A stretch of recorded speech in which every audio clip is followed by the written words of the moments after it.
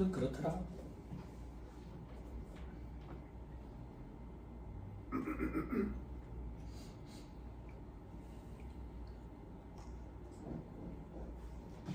자, 2-79페이지. 뭐 중요한 건 아닙니다. 사업소득이 과세방법으로 돼 있죠. 그죠? 앞에서 이미 공부했었어요. 뭘 공부했는데 우리 원천징수 대상 소득 공부할 때 원천징수 대상이 아닌 걸 기억하는 게 빠르다 했어요. 그 중에 하나가 사업소득, 나머지 하나는 양도소득. 사업소득 원천징수 안 한다고. 그럼 봐봐. 원천징수라는 게 있어야 분리과세 여부를 선택할 수 있지. 원천징수를 한 적이 없네? 그럼 분리과세 선택이 가능해 안 가능해? 가능하지 않지. 그럼 무조건 종합과세지. 종합과세가 원칙이다 그 얘기야. 됐죠? 근데 앞에서 했지. 주거용 건물 임대에서 발생한 수익금액 합계 2천만 원 이하는 분리과세 선택할 수 있었지. 그지? 그지? 자, 밑에 분리과세 주택 임대소득에 대해서도 확정신고는 해야 돼. 그지? 마치 분리과세 하는 것처럼 14% 원천징수 세율을 적용한다 뿐이지 확정신고 의무는 있다고 이거는. 자, 밑에 말문제 보기만 대비하시면 돼요. 밑에 특례, 원천징수 특례. 자, 요거 중간에 보시면 원천징수 대상 사업소득 두 가지. 부가세가 면제되는 의료보건 영역, 일정한 인적 영역, 3%로 원천징수한다. 됐죠? 자, 왼쪽에 소득의 지급자, 원천징수 의무자 돼 있죠. 사업자가 원천징수 의무자다. 동그라미 이번에 법인세 납세 의무자. 법인세 납세 의무자가 누군데? 법인이지 뭐야. 혹은 국가나 지자체가 원천징수 의무자다. 그럼 사업주도 원천징수 의무자, 법인도 납세 의무자, 국가 지자체도 납세 의무자. 그럼 여기서 배제되는 사람은 누군데? 일반 개인이네. 그럼 일반 개인을 제외하고는 전부 다 원천징수 의무가 있네. 이렇게 기억하면 되네. 그럼 일반 개인은 왜 원천징수 의무가 없는데요? 원천징수 능력이 없다라고 한다. 본다고. 그죠? 자, 그 정도 보시면 됩니다. 밑에 세부사항에 보니까 뭐 조제 영역도 포함된다 돼 있는데 이런 거 너무 구석져요. 저 밑에 별표시 3번의 사례. 부가세가 면제되는 일정한 인적 영역의 사례. 강사들, 성우들 이런 사람들. 개인이 물적 시설 없이 고용된 직원 없이 독립된 자격으로 강의하고 받는 강사료 이런 거. 기억나죠? 그죠? 그거 얘기할 거예요. 넘어갑니다. 다음 페이지. 특례 2번. 연말정산 특례가 있죠. 근로소득자들 연말정산으로 과세 문제가 종결이 되잖아요. 다소득이 없으면. 다만 무슨 소리인지 모르겠네. 근로소득 아직 안 해서. 나중에 할 거다. 자, 연말정산 대상이 되는 사업소득도 있다. 간편장부 대상자에 해당하는 보험모집인 방문 판매원, 후원 방문 판매원 이런 사람들, 보험하는 사람들, 그리고 다단계하는 사람들 이런 사람들에는 연말정산을 할 수 있다 그 얘기야. 다만 여기 사업소득 원천징수 의무자가 연말정산을 신청한 경우에 신청하는 경우도 있고 신청 안 하는 경우도 있어. 그럼 신청을 안 하면 이 사람들, 다단계 판매하는 사람들 혹은 보험하는 사람들은 스스로 다 종소세 확정 신고를 해야 돼. 자, 나머지 볼 필요 없고 밑에 사업자의 부분도 있죠. 자, 간편장부 대상자가 아니면 복식부 경자야. 그럼 뭘 가지고 따지는데? 직전 연도 수익금액 가지고 따진다고. 그럼 간편장부 대상자는 동그라미 2번 직전 과세 기간에 수익금액을 가지고 따져. 업종별로. 그 수익금액이 어떻게 되는데요? 업종별로 다른데 그런 거 시험 문제 안 나와. 여러분들이 기억해야 될 건 동그라미 1번 신규 사업자. 신규 사업자는 무조건 간편장부 대상자야.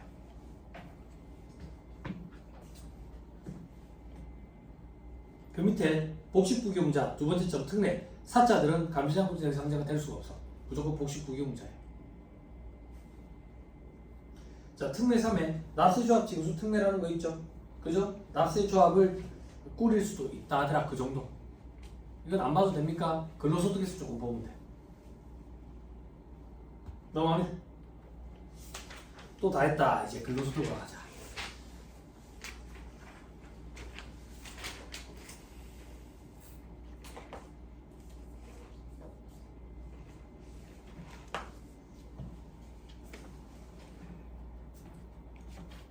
자, 해봅시다.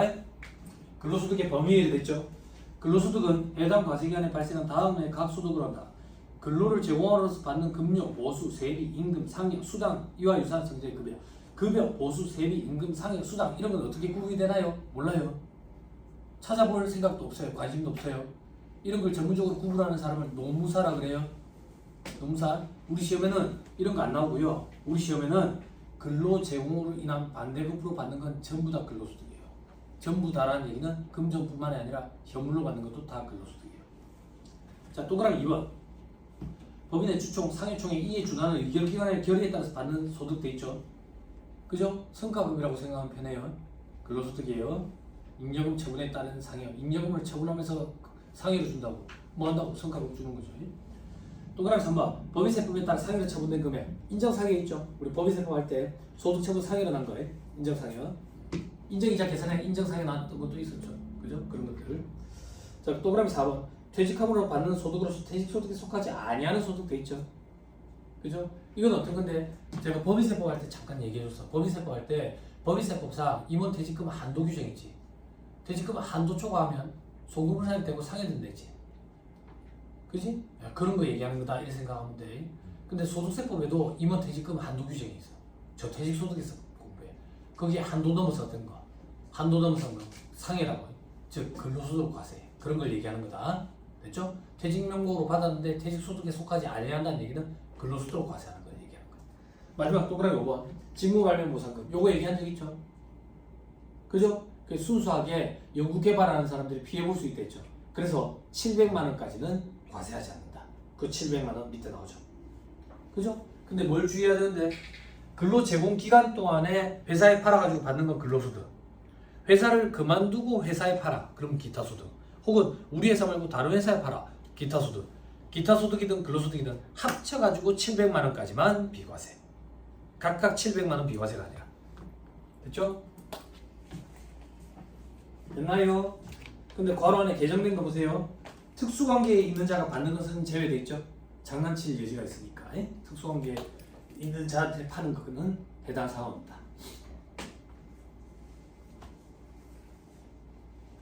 됐습니까? 네. 됐죠? 자, 그 밑에 근로소득으로 보는 것과 보지 않는 것 돼 있죠? 그죠? 그죠?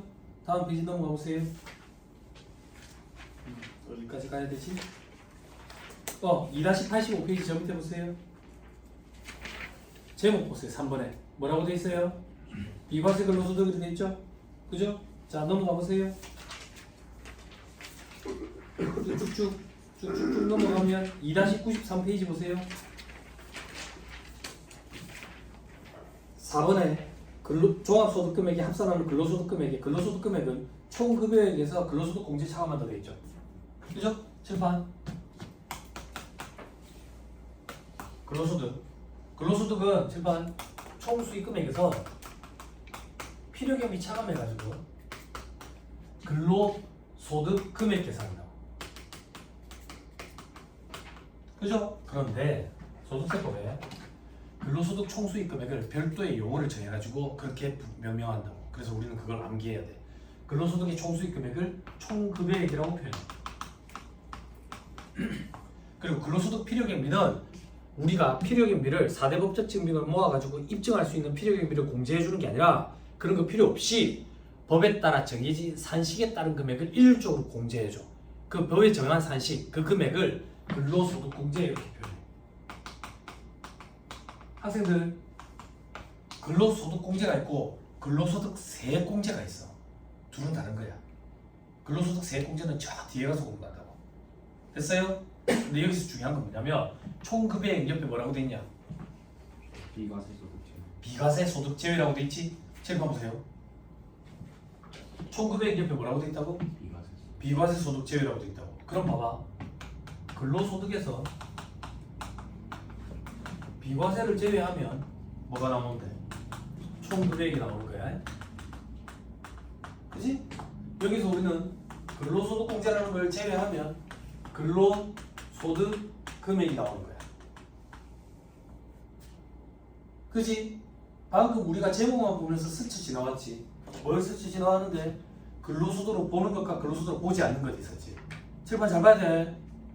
근로소득으로 보는 것과 보지 않는 거는 여기야, 소연아. 근로소득으로 보는 건 여기에 들어갈 거고 근로소득으로 보지 않는 건 여기 안 들어가겠지. 그지? 비과세는 여기에 들어가는데 여기에 들어가서 차감하는 거지. 그지? 그럼 봐봐 학생들. 근로소득으로 보지 않는 거 여기 안 들어가지. 비과세는 들어가는데 빼지. 그러면 근로소득으로 보지 않는 것과 비과세는 결국 총급여액에 미치는 영향은 동일하지. 근로소득으로 보지 않으면 총급여액이 안 들어가지. 비과세는 총급여액이 안 들어가지. 효과가 동일하지. 뭐 한다고 이걸 구분하고 있는데 진짜 짜증나네 저거. 결국에 총금액이 안 들어가는데 뭐하다고 이걸 구분하는데 현업에서는 언니 그죠? 엄청 중요하죠. 언니 한 명밖에 없다고. 소연이 언니는 뒤에 한 명밖에 없잖아. 그죠? 이게 굉장히 중요하다고. 이게 우리 시험에서는 중요하지 않았거든. 그래서 수험생들 입장에서는 근로소득을 보지 않든 비과세든 그냥 총금액 계산할 때 제외 되니까 그렇게만 암기하고 갔는데 시험 문제에 등장을 해버렸어. 근로소득에 포함하는 것과 포함하지 않는 거. 왜 시험 문제에 등장했는데 과거에 근로소득을 보지 않는 규정이었는데 법이 개정이 되면서 근로소득에 포함되되 비과세 규정으로 바뀐 게 있어. 더럽히다 진짜. 근로소득 포함되는데 비과세 규정이면 결국 총금액에 미치는 영향이 없잖아요. 그러면 과거에 근로소득을 보지 않을 때랑 영향 미치는 건 동일하지 않나요? 근로소득을 포함되는지 포함되지 않는지에 따라 가지고 원천세 신고할 때 기재되는 금액이 달라져. 원천세 신고할 때 원천지수 이행상환 신고서에 간이세 A01란에 총 지급액에 들어갈 때 거기 총 지급액에 들어가는 숫자는 얘가 들어가는 것도 아니고 얘가 들어가는 것도 아니거든. 그럼 어떤 숫자가 들어가는데요? 비과세가 원천지수 이행상환 신고서를 작성할 때 기재되는 비과세가 있고 기재 안 되는 비과세가 있어. 그런 건 어떤 건데요? 신경 쓸 필요 없어. 현업에 일할 때 하면 돼. 우리 시험에 그런 거 등장하지도 않아. 그럼 제가 드리고 싶은 얘기는 뭐냐면 기재되는 비과세, 기재 안 되는 비과세 뭐든 상관없이 근로소득으로 보느냐 보지 않느냐가 현업에서 중요하다고. 그런데 이게 개정이 일어났는데 현업에서 굉장히 중요한 개정이지 이게 우리 시험에 말문제 보기로 구성한 적이 있어. 그래서 수험생들도 이제 이걸 구분을 해야 돼.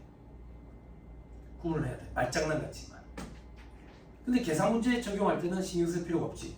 총 금액에서 계산 문제는 시작이 되니까 근로소득으로 보지 않든 비과세든 다 배제시키고 계산하면 되잖아. 그지? 근데 천만다행히도 근로소득 파트는 계산 문제가 훨씬 더 많이 등장을 해. 근데 등한시할 수는 없어. 말문제 보기로 다른 파트의 말문제 보기에 근로소득이 같이 등장하는 경우가 있거든.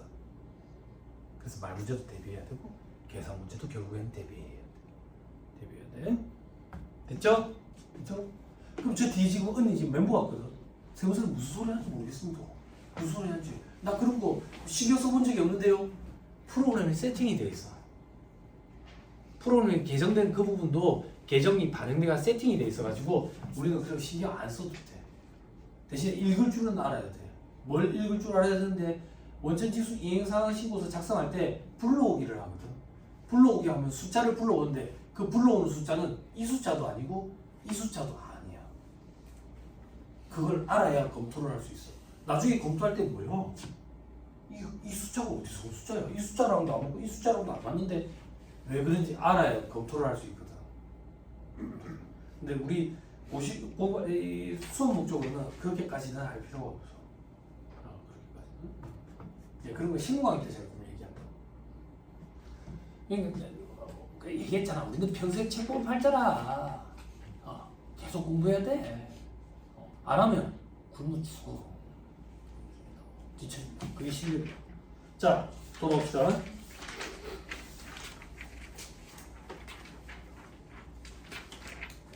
자, 이제 2-82페이지 다시 돌아오세요. 자, 2-82페이지 2.1에 이제 근로소득으로 보는 것. 자, 고용관계 등으로 얻는 이익은 근로소득에 해당. 됐죠? 근로제공이나 반대급부로 받는 건 전부 다 근로소득이에요. 그래 옆에 보면 돈뿐만 아니라 현물로 받는 거예요. 그래서 제가 신고 강의할 때는 막 그런 것도 서로 같이 얘기하고 한다고. 명절 때 뭐 줍니까? 생일 때 뭐 줍니까? 좀 독특한 거 있으면 얘기해 보세요. 그 생일 때 뭐 줘요? 참치 세트? 참치 세트? 그치? 동원? 사조? 아니 뭐 특정 브랜드 얘기하면 좀 그렇지. 그치? 아니 뭐 그렇지. 근데 독특한 데 있으면 얘기해 보세요 그랬다고 제가 예전에 신고 강의할 때. 근데 한 분이 그러는 거야. 소주요 그러는 거야. 그때 나도 모르게 웃음이 터져나왔어. 웃음이 터져. 소주를 주는 데가 있으면 그 생일이라고. 그러니까 한 박스 주는데요 그러더라고. 또 웃음이 터져나오고 소주 한 박스 얼마 했어? 진짜 땡땡모찌네 이랬는데 원소주라는 거야. 원소주. 근데 내가 그때 원소주가 뭔지 몰랐어. 그래서 그 원소주가 뭔데요? 그러니까 비싸대. 그 집에 가 와이프한테 얘기하고 와이프가 그날 편의점에서 한 병 사와가지고 먹어봤지. 뒷날 머리가 깨질 듯이 아파. 그 박재범이 하는 그거랑 소주 한 병이 양주처럼 비싼 한 병에 10,000원씩 하고 그것도 전부 다 근로소득이라고. 다 근로소득이야. 근로제공은 난 반대급부로 받는 거야. 예전에 제가 신고 강의할 때 우리 연예공업에서 오신 분들이 계셨다고. 응? 그 직원들 신입사원 채용했다고 부모님 모셔가지고 100만 원씩 담아가지고 줬다더만. 복리후생비 처리했다대. 근로소득이거든. 아, 세무사님 왜 그게 근로소득입니까? 내한테 그러더라고. 응? 근로소득이죠. 근로제공을 반대급부니까. 그러니까 그분들이 하는 얘기가 직원한테 준 게 아니라 부모님한테 줬잖아요. 그래서 내가 그때 그 얘기했거든. 우리 부모님한테 줬어요. 직원 부모님한테 왜 줬겠어요? 그렇지? 당연히 자식을 앞으로 빡세게 굴릴 거니까 입 다물어 주세요 라는 목적으로 준 거 아니겠냐고. 그게 벌써 한 10년 전 일이에요. 100만 원. 100만. 아, 우리 부모한테 줬냐고. 그냥 근로소득이에요. 근로재원이나 반대급부. 그 사람 따져 물은 이유는 복리후생 미치돼 있기 때문에 그래요. 복리후생. 근로소득이라고 그랬죠. 어떻게 됐습니까? 어떻게 됐는지는 저는 관심이 없죠. 근로소득이라고 저는 말씀을 드릴 뿐이죠. 그죠? 벌써 10년이 되거든. 시간 빠르. 자, 밑에 보세요. 기밀비 등등 있죠. 기밀비, 판공비 이런 거 다 포함해가지고 교재비, 이 명칭 이런 거 관심 없어요. 그냥 근로재원이나 반대급부로 받는 건 전부 다 근로소득이다 그 얘기예요. 옆에 보니까 업무를 위해서 사용한 게 분명하지 않다네. 판공비로 지급이 됐는데 가만 보니까 그 돈을 가지고 지 개인적으로 유흥 즐긴 거야. 그럼 다 근로소득이다 그 얘기야. 근로소득. 자, 동그라미 2번에 개업 축하금, 요즘 종업원이 받는 공로금, 위로금, 개업 축하금, 의료비 보조금, 연합차 수당, 수당, 각종 수당 등 각종 수당 이렇게 돼 있죠. 명칭 상관없어요. 각종 수당 직원들한테 왜 줬겠어요? 앞으로 빡세게 굴릴 거니까. 그죠? 근로소득이다 그 얘기예요. 명칭 이런 거 암기하는 거 아니에요.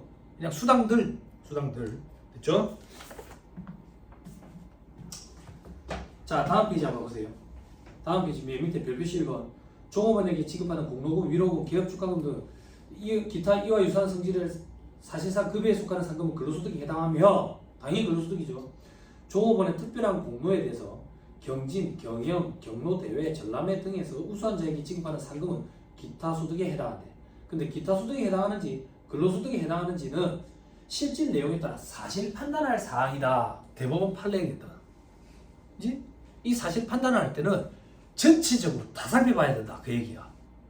그지? 그러니까 대법원까지 안 올라갔겠어. 그럼 저를 봐봐. 그렇게 전체적으로 다 판단해야 될 문제를 우리 시험제에 출제할 수가 없다고. 출제 교수님들 부담스럽다고. 확실한 것만 등장을 시킨다고. 근로제공이나 반대급부는 다 근로소득이라고. 그런 것만 등장할 거야. 에? 됐죠? 위로 올라갑니다. 아니 다시 왼쪽 페이지. 동그라미 3번에 뭐 직금 수당 이런 데 있죠. 보험회사 뭐 이런 거 다 근로소득이다. 동그라미 4번에 여비 등 이런 데 있죠. 여비 등 여비 명목으로 받는 연회, 월회계 급여 그죠? 다 근로소득. 다만 실비 변상적 성질의 여비는 비과세한다. 됐죠? 회사에서 출퇴근 출퇴근비 보조금 명목으로 돈 대준다고 다 근로소득이라고. 근데 출장 가는데 실비로 정산해 줬대. 이건 근로소득이 아니지. 회사 입장에서 여비교통비 처리해야지. 그런 걸 얘기하는 거예요. 넘어갑니다. 동그라미 5번. 주택을 제공받음으로써 얻는 이익, 근로소득이라고. 주택자금 대여의 이익, 근로소득이라고. 근데 예외라고 돼 있죠. 2-91페이지 이익은 비과세. 2-91페이지 이익은 비과세. 근데 밑에 보니까 동그라미 7번에 2-91페이지 이익은 비과세. 동그라미 8번에 2-91페이지 이익은 비과세 돼 있죠. 2-91페이지는 한 번에 정리합시다. 일단 동그라미 5번부터 8번까지 봅시다. 주택 제공받음으로써 얻는 이익, 주택자금 대여이익. 됐죠? 주택자금 대여이익은 뭔데? 종업원이 주택, 구입, 임차, 유지에 소요되는 자금을 저리 또는 무상 대여받음으로써 얻는 이익, 근로소득 과세.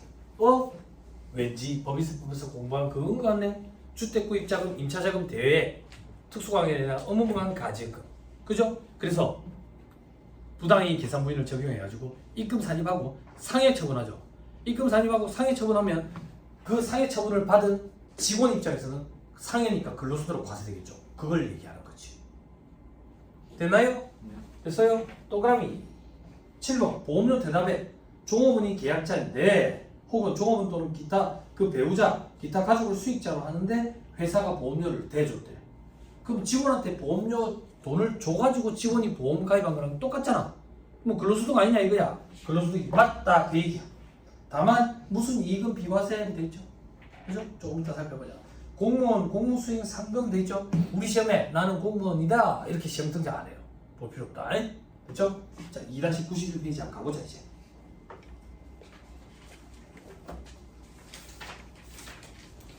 자 2-91페이지 바로 10번 복리후생지역 성질의 급여가 돼 있죠. 그죠? 요거 잠깐 보고 가야 되는데 손가락 잠깐만 끼고 2-85페이지 2-85페이지 3번의 제목 비과세 돼 있죠. 찾았어요? 네. 그 3번의 비과세가 괄호 1번부터 시작해가지고 2-91페이지 괄호 10번도 있는 거예요. 그러면 이 괄호 10번은 비과세인 거예요. 왔다 갔다 하면 좀 헷갈리니까 한번 잡아줬어요. 괄호 10번 복리후생적 성질의 급여 이거 지금 비과세인 거야. 소득세 과세 안 하겠다 그 얘기라고. 어떤 거냐? 동그라미 1번 다음 중 어느 하나에 해당하는 사람이 사택을 제공받음으로써 얻는 이익 돼 있지. 어허 소연아 사택 제공과 관련된 이익 법인세법 공부할 때 사택 제공과 관련된 불이익은 누구한테 있다 했어? 출자 임원이야 그냥 임원이야? 출자 임원이지? 그지? 그지? 근데 우리 여기 괄호 10번 제목이 뭔데? 비과세제라면서 그지? 출자 임원한테는 과세하잖아. 입금 산입하고 상해 처분하니까. 그럼 여기는 비과세니까 출자 임원을 제외한 사람들을 얘기하겠네. 보자. 또 그럼 기억. 주주, 출자자가 아닌 임원. 그지? 그리고 소액주주인 임원. 1% 미만 보유주주. 그리고 임원이 아닌 종업원. 여기에 제외되는 사람은 출자 임원밖에 없지. 출자 임원한테만 불이익을 주고 출자 임원이 아닌 사람은 불이익을 안 주겠네. 어떻게 불이익을 안 주는데? 괄호 10번 제목과 같은 명목으로 비과세하겠다고. 됐어요? 네. 아구가 좀 맞아 떨어지나요? 어? 법인세법이 복습이 안 돼 있으면 지금 이거 할 때 괴롭다고. 생짜배기로 또 암기해야 되거든. 그지? 쉬는 시간에 화장실 갈 시간이 어딨냐고. 커피 사부러 갈 시간이 어딨냐고. 법인세법 써머리를 옆에 동시에 펴놔놓고 봐야지. 왜 안 갖고 왔냐고 법인세법 써머리. 지난 시간에 한번 맞아봤잖아. 갖고 와야 되겠네 이런 생각이 안 들었어? 가방이 무거워서 멀리서 오니까 앉아서 온다며. 그래서 그죠? 앞으로 올리지 마요. 유튜브에 그 댓글창 어떻게 막는 거야? 막을 줄 몰라가지고 자꾸 이상한 사람들이 댓글 달아놓고 고시생도 아닐 것 같은데. 응? 고시생이 아닌데 그 강의를 왜 듣는 거야? 어려울 텐데. 무슨 소리냐 하는지 알까? 응? 모를 텐데. 그죠? 아무튼 그렇다. 그죠? 또 악플 달라. 미안해요 사과할게요. 그죠? 악플 달지 마요. 자, 또 그럼 2번 중소기업 종업원이 주택 구입 임차에 소요되는 자금을 재원리 또는 무상 대여받음으로써 얻는 이익. 요건 뭐야? 응? 법인세법에서 했지. 그지? 주택 구입 자금, 임차 자금 대여, 특수관계에 대한 업무와 가지금 맞지? 맞지? 그지? 그러면 인정이자 계산해가지고 입금 산입하고 상해 처분되니까 근로소득 과세되지. 다만 법인세법에서 중소기업 직원에 대한 건 업무와 가지금으로 보지 않겠다. 그러면 중소기업 직원에게 주택구입자금, 임차자금을 빌려주면 입금 산입 상해 처분도 없겠네. 그럼 비과세. 근로소득 과세 안 된다. 됐어요? 네. 됐지요? 네. 오케이 됐어요. 자, 다만 해당 종업원이 중소기업과 뭐에 따른 관계에 있는 경우 이게 뭐겠어? 보지 않아도 알겠지? 특수관계겠지. 그지? 그지? 어렵다고 거짓말 해봐 그거야. 안 어렵지? 그지? 공부를 할 때 이렇게 공부를 해야 돼. 쌓아가는 개념으로. 밑에 게 돼 있어야 여기 하나씩 추가시키지. 1차 공부를 해놔놓으면 2차 공부할 때 이렇게 조금씩 더 쌓아가는 개념이 된다고. 그러니까 1차 면제자들이 합격 가능성이 높다 이렇게 착각하면 안 돼요 여러분들이. 1차 면제자들은 1차 공부를 한 적이 있기 때문에 쌓아 올릴 수가 없어. 가능성이 희박하다. 됐습니다. 또 그럼 3번도 보자. 종업원이 계약자이거나 종업원 또는 그 배우자, 그 밖에 가족을 수익자라는 보험신탁, 아까 관련된 그 보험료를 회사에서 대신 대준다. 그지? 근로소득이 맞지? 다만 동그라미 기억에 단체 순수 보장성 보험, 단체 환급부 보장성 보험의 보험료. 그죠? 다칠 수 있잖아. 직원들 일하다가. 그런 경우에 연 70만 원까지는 비과세하겠대. 됐어요? 그럼 예를 들어 볼게. 저 밑에 어디 있을 거야? 저 밑에 별표시 5번. 보험료 납입 단계에서는 70만 원까지 비과세하는데 수령 단계에서는 수령 단계에서 계약 만료 전 또는 만기에 종합원액이 기속되는 단체 환급부 보장성 보험의 환급금은 근로소득이다 돼 있지. 아까 단체 순수 보장성 보험, 순수 보장성 보험은 뭐냐면 보험료를 내잖아, 그지? 보험금 지급 사유에 해당하는 일이 생기지 않아.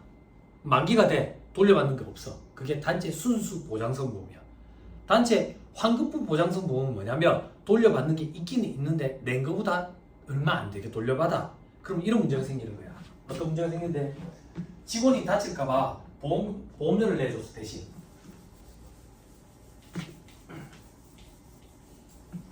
직원이 다칠까봐 단체 환급부 보장성 보험에 가입을 해가지고 보험료를 내는데 연 100만 원을 내놨어. 근데 얼마까지 비과세라는데 70만 원까지 비과세라며. 그지?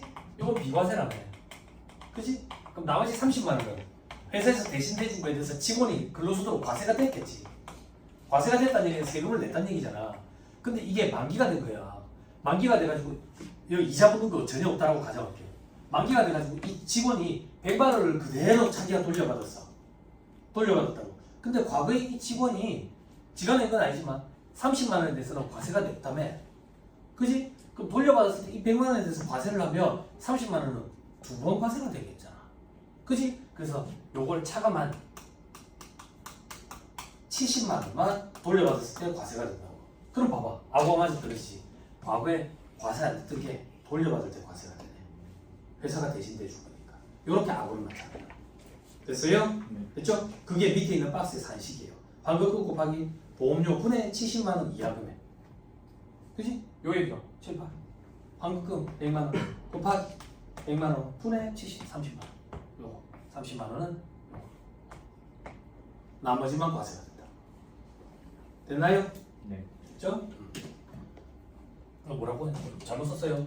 70만 원 이하 금액. 요거 70만 원. 70만 원. 요것만 과세가 된다. 그죠? 반대로 얘기했어요. 그죠? 자, 위로 다시 올라갑니다. 동그라미 3번에 동그라미 니은.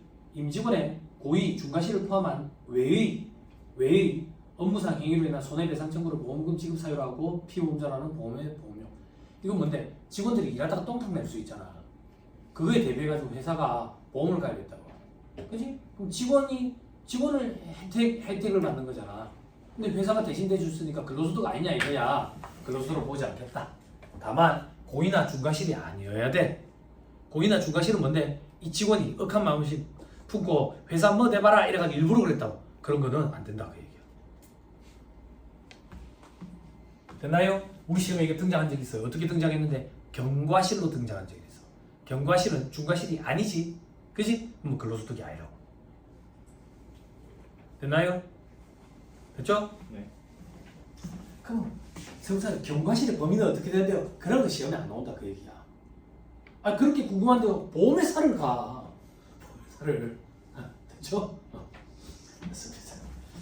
자, 그 정도 보시면 안 되겠어요. 동그라미 4번 참고 삼아. 공무원이 상금 부상 중에 240만 원까지는 또 비과세되는 그런 규정도 있답니다. 그죠? 근데 우리 시험에 나는 공무원이다 이렇게 등장 안 하니까. 다시 돌아오세요.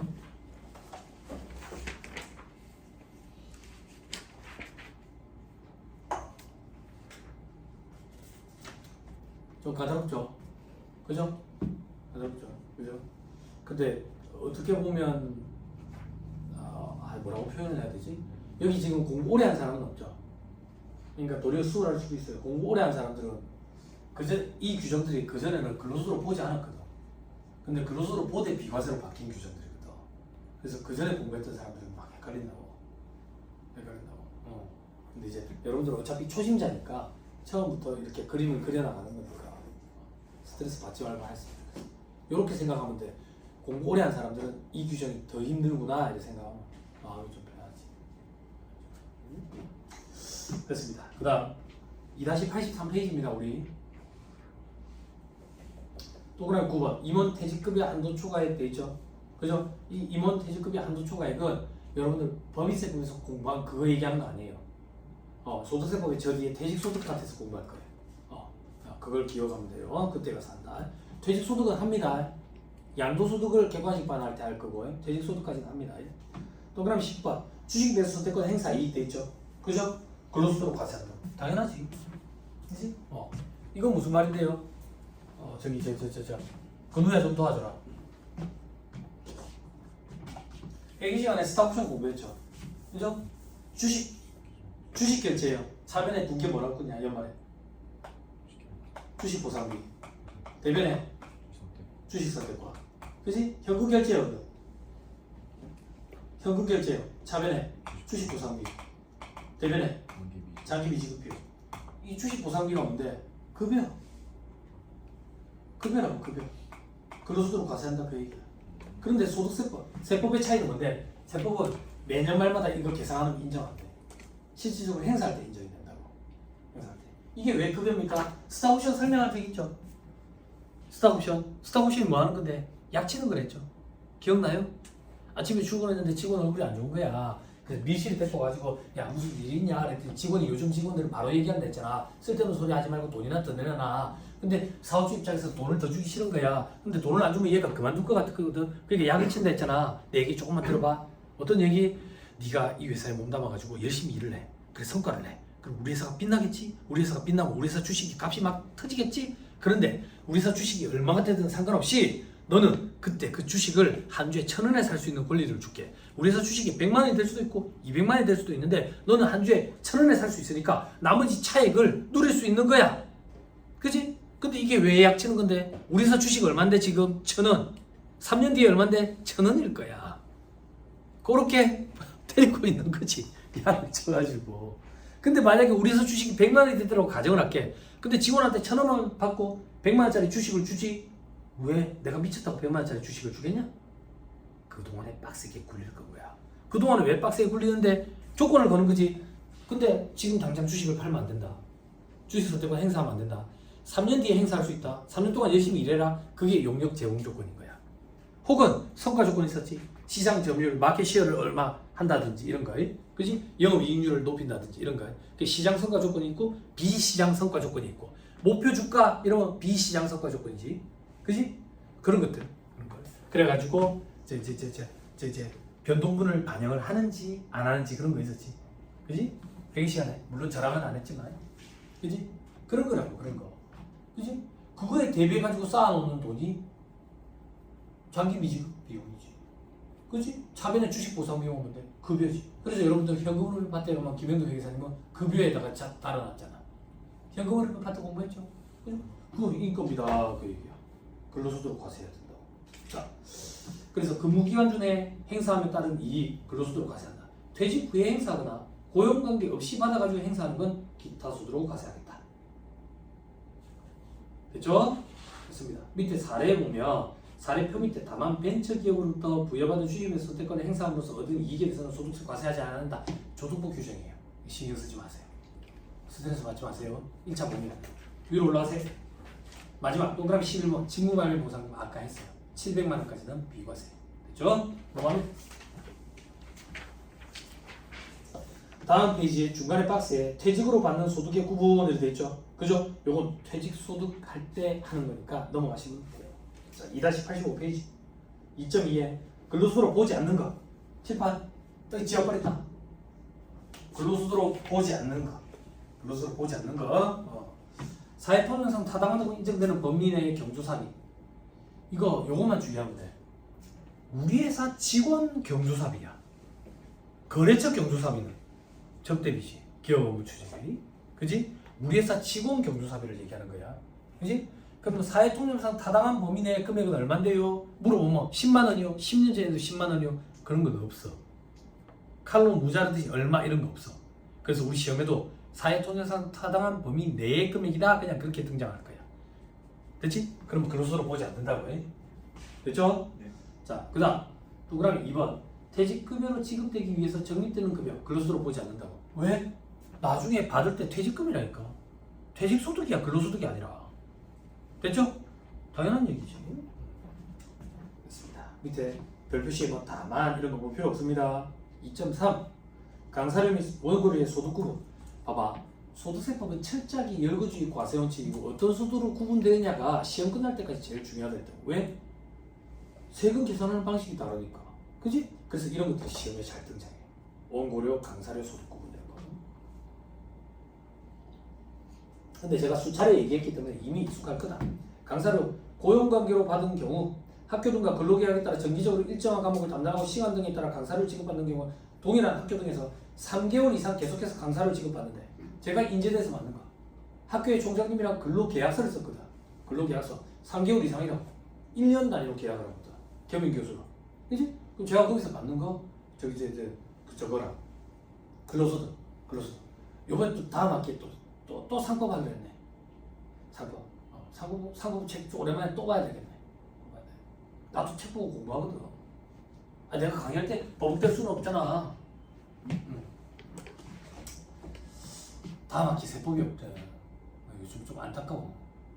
1년에 한 학기밖에 세법이 없어. 2학기 세법이 있어야지 좀 심도 있게 애들이랑 얘기를 할 수 있는데 좀 안타깝더라고. 이제 뭐 쓰레기 교수라고 소문났으니까 2학기 때, 다음 학기 때는 좀 적게 신청을 하겠지. 이번에 100명이 신청해가지고 너무 힘들었어. 애들 또 중간고사를 보재. 예전에는 애들이 중간고사 서로 안 볼라 했거든. 근데 이번에 또 중간고사를 보고 싶어 하더라고. 근데 기말고사 또 채점할 생각하니까 벌써부터 막막해.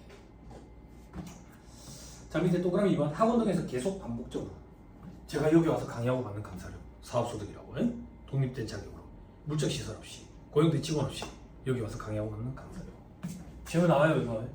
동그라미 3번. 위의 경우 특강료 이런 거 제가 교도소 가서 강의하고 받는 거, 학원에 가서 강의하고 받는 거 이런 건 일회성으로 끝나지. 기타 소득이라고. 기타 소득. 제가 예전에 STX에 연말자산 강의했거든. 의뢰가 들어와가지고. 그래 강의 기획서 막 이런 거 보내주고 그런 것들 기타 소득. 그때 4시간 계약했거든. 근데 5시간 했어. 욕을 엄청 먹었다. 바쁘신 분들은 먼저 가시랬거든. 가지도 않아. 근데 욕을 엄청 하더라고. 그래서 시간 내에 끝 맞춰줘야 돼. 시간을 오버하면 좋아하지 않아. 근데 그때는 좋아할 줄 알았어. 착각을 아주 했지. 자, 그 밑에 최소한 60% 필요경비 인정 이런 거 기억할 필요 없어요. 저 뒤에 가면 해요. 기타 소득 파트에서 암기하라고 시킬 거예요 제가. 자, 그 밑에 원고요. 신규 채용 시험, 사내 교육을 위한 출제, 감독, 강의 교재 등을 작성하고 근로자가 지급받는 강사료, 원고료 이런 거는 근로소득이야. 왜? 근로의 연장이라고 보는 거지. 됐죠? 네. 동그라미 2번. 작가 등이 받는 인세는 사업소득이야. 요런 걸로 묶고 사니까. 됐죠? 동그라미 3번에 위에 일시적인 원고료를 돼 있죠. 그죠? 이런 게 기타 소득. 그죠? 이런 걸 거야. 제가 이번에 여러분들 양희은 씨가 누군지 알죠? 할머니. 양희경 이렇잖아. 그죠? 다들 목소리가 좋으시죠? 울림통이 좋아서 그런가? 그죠? 그분이 쓴 책 요번에 제가 지금 아직 다 안 읽었는데 오디오북을 듣고 있어. 책 제목이 너무 마음에 들어가지고. 책 제목이 뭐냐면 그러라 그래. 아 그렇게 살고 싶어. 그러라 그래 이렇게. 근데 그분이 우리 일반인들도 거의 다 알 정도로 친한 사람들이 있잖아. 박미선, 이성미 이런 분들이랑 친하잖아. 아니나 다를까 양현 씨가 책을 썼는데 오디오북이니까 책을 읽어줘야 될 거 아니야. 근데 혼자서 책을 다 읽기 힘들잖아. 그래서 아직 다 안 읽었는데 3분의 1은 양현 씨가 읽고 3분의 1은 박미선 씨가 읽고 3분의 1은 이성미 씨가 읽어. 이성미 씨가 읽는다고. 그분들 사이에 동관계가 어떻게 왔다 갔다 했는지는 모르겠지만 만약에 사례비 수고비 명목으로 돈을 왔다 갔다 했다. 그러면 이제 그분들은 일시적인 걸로 해가지고 기타 수두로 과세가 될 거라고. 기타 수두. 그렇게 될 거라고. 아니 일부러 그런 거 보고 좀 선택해서 책 내용 미리 머리만 이런 거 안 읽고 목소리가 좋으시잖아. 그래서 딕션이 귀에 잘 막히겠지 싶어가지고 요즘에 오디오북 제가 한번 소개해줬잖아. 그러니까 아직 인지도가 낮은 아이돌들이 책을 읽어주는데 딕션이 부정확한 애들이 읽어주니까 책 내용이 귀에 안 들어오더라. 근데 윤도현 씨는 확실히 메인 보컬 아이돌로 따지면 메인 보컬이나 마찬가지지. 콱콱 들어오더라. 그러니까 너무 괜찮더라. 책을 눈으로 다시 보고 싶다라는 생각이 들 정도로 눈으로 다시 한번 보고 싶다라는 생각이 들 정도로 귀에 잘 들어오대. 네, 그런 게 기타 소득이다. 또 어떤 거 밑에 사례 보세요. 시험에 나왔어요. 사원이 업무와 관계없이 독립된 자기 이익에서 사내에서 발행하는 사고 등의 원고를 게재하고 받는 데까지 이 제가 이가 갈리거든요. 직장생활 때 총무팀에 과장이 묻더라고. 금요일에 병아야 주말에 뭐하냐? 네가 왜 궁금한데 주말에 뭐하는지. 여자친구랑 데이트하냐? 네가 왜 궁금한데 니도 여자친구를 하나 새로 만들던가 그러고. 아니, 그런 게 되게 힘들어. 가족 같은 분위기는 IMF 때 이미 끝났다고. 오늘 아침에 오면서 책 들었는데 김미경 강사 책이었거든. 김미경 강사 책이었는데 듣는데 IMF 때 이전이랑 이후 우리나라 기업 조직 문화가 제일 많이 달라진 게 IMF 이전에는 기업체 생활할 때 윗사람들은 형이었대. 형님하고 가족 같은 분위기. 근데 IMF 이후부터 누가 먼저 뭐가 될지 모르잖아. 성과 위주의 체계로 바뀌어버렸대. 아무튼 그래서 제가 직장 생활할 때 총팀 과장이 부르더니 왜 그러시는데요? 그러니까 주말에 여자친구랑 경주 불국사좀 갔다 와라 이러더라고. 경주 불국사는 왜요? 갔다 와가지고 기획문점 써서 제출해 이러더라고. 과장님 저한테 왜 그러는데요? 왜 니한테 그런 게 다른 사람 아무도 안 걸라니까. 신입사원이니까 까라면 까야지. 경주 불국사 갔다 와가지고 기획문 제출해야지. 갔다 왔겠어 내가? 안 갔다 왔지. 기획문 제출했겠어? 제출은 했지. 어떻게 제출했겠냐? 우리에게 네이버 지식인님이 계시는 거야. 네이버 지식인님한테 내공 100을 걸면 네이버 지식인님이 A+ 답안의 기획문을 작성해서 내한테 넘겨준다고. 그걸 이제 회사에 제출하는 거지. 회사에 제출하면 2달인가 3달에 한 번씩 게재되는 그 사고에 그게 실려. 그러면 그 대가로 내한테 일정 금액을 주거든. 그거 얘기하는 거야. 그런 건 기타 소득이라고.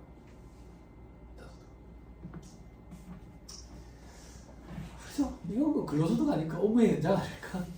아니 농담이에요. 여러분 시험에 나와요. 기타 소득이에요. 개나 소리를 냈다니. 기타 소득이에요. 기타 소득. 그죠? 근데 요즘에 그런 거하고 난리 안 나겠어요. 그죠?